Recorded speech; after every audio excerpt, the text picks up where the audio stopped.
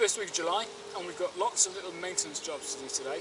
No big jobs now, it's all about maintaining what we've got. And the first job we've got to do is to thin these carrots. You can see I've already started, and all I'm doing is thinning the biggest carrots out and letting the others grow.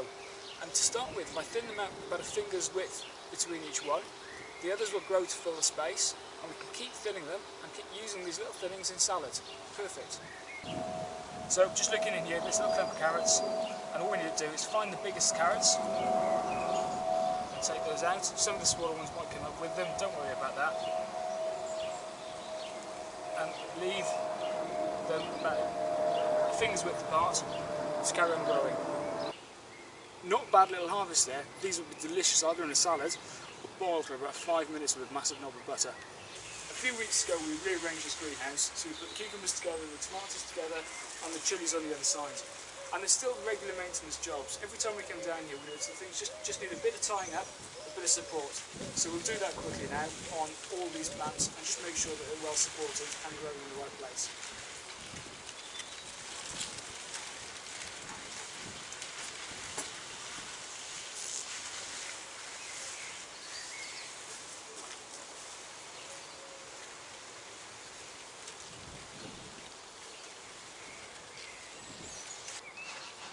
If you remember earlier in the season, Jerry fixed these brackets to the shed with the intention of planting some tumbling tomatoes in hanging baskets.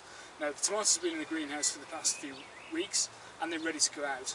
Now we've got a couple of options here. What you'll often see is people using this polystyrene to put at the bottom of the basket so that it's not as heavy when you put the soil in, it doesn't hold as much soil. These are fairly small baskets however, so we don't think we need to do this, and what we want is as much soil as possible that will retain the water and give the tomatoes the best chance. We filled the baskets with compost, and the other thing we've added is water gel. And this water gel will keep the plants healthy by retaining moisture in the baskets themselves, reducing the amount of water we need to do. We'll still water them daily, but it will keep the plants a lot healthier.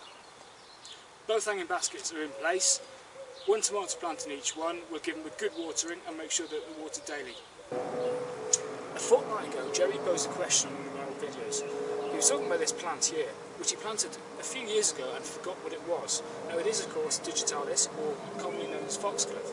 Highly poisonous, not very edible, but nevertheless a beautiful addition to the plot. We've been looking around the plot, and one other thing we've noticed is that we've still got a black fly problem on the beans, and actually it's spread quite badly. Now you've seen us do in the past. If you've got a small patch like this, you can easily rub them off with your finger and kill them that way. But actually, if we just zoom the camera out, you'll notice that there's a whole load of black fly all down this area here. And that leaves us with a few options. We can either use a soap spray, which will kill them, a chemical spray, or something that we prefer to do that doesn't use any chemicals or anything else, and just blast them with a hose. So that's going to be our next job.